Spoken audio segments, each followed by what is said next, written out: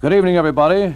Well, I'm mighty happy tonight sitting across from my Richmond Brothers microphone, one of my favorite people. And I might say it to you, ladies and gentlemen, I've been in this old game of baseball for about 28 years.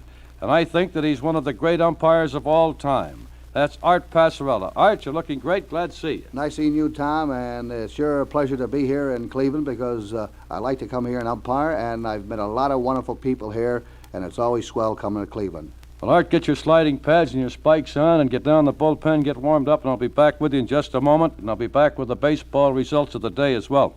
You know, friends, a famous razor blade maker made men very conscious of 5 o'clock shadow. But from now until next October, we're going to have a hot weather problem we call 5 o'clock fatigue. Now, it comes at the end of a hot business day, and you can avoid much of that exhausted feeling by wearing a light summer suit. Now, I have in mind, of course, a fine all-wool tropical worsted suit from Richmond Brothers. It is very light in weight and porous woven, with millions of little ventilating windows in the fabric. Now, being made of resilient wool, it keeps its press, stays fresh and attractive looking in the hottest, muggiest weather. Now, these cool, comfortable tropical worsted suits are designed and tailored in Richmond's own workrooms, and they're sold direct to you in Richmond stores, and for the low price of only $34.50. Genuine tropical worsted suits at this low price prove once again that for real clothes values, you can always depend on Richmond Brothers. Be sure to stop in and see them. Well, this afternoon in baseball over at Briggs Stadium, final score New York 10, Detroit 6. Home runs, Walt Dropo, number 12. Yogi Berra, number 10. Gene Woodling, his 5th. Billy Martin, his 1st. Vic Wertz, his 13th. Winning pitcher, Johnny Sain, his 7th victory of the season against 2 defeats. George Weiss says he's all washed up. Well, losing pitcher was Howdeman. Over in the National League, the Giants 5, Pittsburgh 2. Home runs, Bobby Thompson hit 2, 11 and 12. Hank Thompson is 6th. George Metkovich is 2nd. Winning pitcher was Hearn. Losing pitcher, Friend. A 10-inning affair over at Ebbets Field. The Dodgers 6, the Cubs 5. The home runs, Jeff Coat, his 3rd of the year. Bob Morgan, his 5th. Hank Sauer, his 19th. Duke Snyder, his 7th. Bob Addis, his 1st. Winning pitcher was Lowe's. Losing pitcher was Leonard. Well, we had some night baseball games, and our colleague Joe Mulvihill has been checking the wires. So, Joe, what's the progress of the night games at the moment?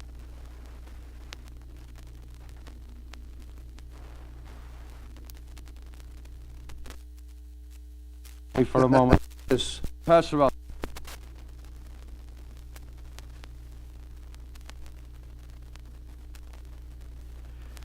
Well, now, friends, I want to get back to my pal Art Passarella. Art, let's check up on the situation. How long have you been in the American League? Well, Tom, this is my 12th year in the American League. But before we go any farther, can I say one thing, Tom? You see this Richmond suit I got on here?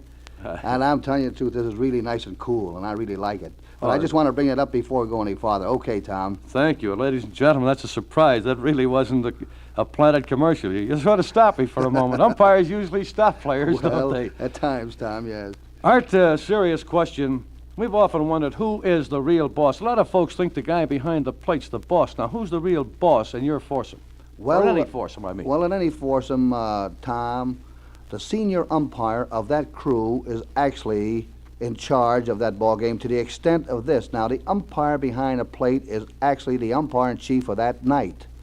But if the umpire who is behind that plate is not the senior umpire and something would happen that was of a serious nature, the senior member of that crew would step in and try to straighten it out. In other words, he would straighten it out, see, because he is a senior member of that crew. All right, who's the senior member of the current crew here? Well, I am, Tom. In other words, you are the last word then. That's right. As far as a serious nature of anything that should come up on that ball field, then I would have to get in and straighten it out. In other words, if Bill McGowan was umpiring at third base, he would be the boss of any foursome you've got in the American League. That's correct. And also, Summers has a crew, and also Rommel. Now, what I mean, as a senior umpire, I think Bill McGowan's the oldest of all. Oh, yes. McGowan's been 28 years. That brings up a question. Supposing you're umpiring at third base, McGowan is behind the plate. He's the senior umpire, and a line drive goes down there, and you call the ball fair, and he sees it foul. Now, who overrules who there? Well, he could not overrule me to the extent that if that is my decision, that's an umpire's judgment play. And if I saw the ball was fair or foul and I called it either, that would stand. McGowan or nobody could change my decision.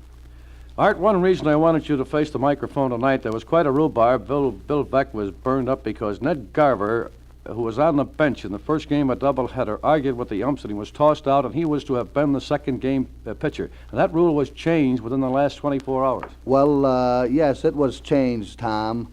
And the way it is now, the ruling is now that if a ball player manager is ejected from the first game of a doubleheader, he can come back for the second game on only one other reason. Now, if the umpire thinks that that is a very serious nature in the first game, he has to, in turn, in the 20 minutes that we have between games, he has to get in touch with Mr. Harridge, the president of the American League, and explain the situation to him.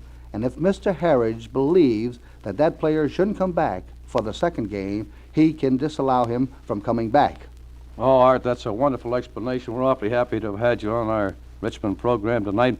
And I'm always proud, Art, to say that I've been around baseball a long time. Just keep going like you are. In my book, you're one of the greatest umpires of all time. Well, thank you, Tom. It's well being with you again. And today we checked up on the hockey situation. And, of course, the Cleveland Baron officials have done everything they possibly can to get into the league. They have to do a few more things, but Jim Hendy is of the opinion that they will be where they belong in Major League Hockey. And by the way, Julius Boris today proved himself a great gentleman as National Open champion when he found out there was some dissension among the professional golfers because of his entry in the PGA tournament. He very gentlemanly withdrew. Nice going, Julius. Well, you know, folks, it's now officially summer. That means the urge to get out and do things. Maybe down at the beach, the country club, or perhaps traveling, or just relaxing at home. Now, wherever you go, whatever you may do, you'll want a lightweight seersucker robe from Richmond Brothers. Now, these cool, comfortable robes are washable, and they need no ironing. And they pack into such a small space that they're ideal for travel. Another remarkable feature is their low price, just $3.95 at your friendly Richmond Brothers store. Now, you'll find them in narrow and wide stripes, in blue, maroon, maize, and green. They're well made, too, in all sizes from small to extra large. So stop in at Richmond Brothers and see these useful, practical robes. At $3.95, they're really great values. Good night, Art Passarella. Good night, all. Good night.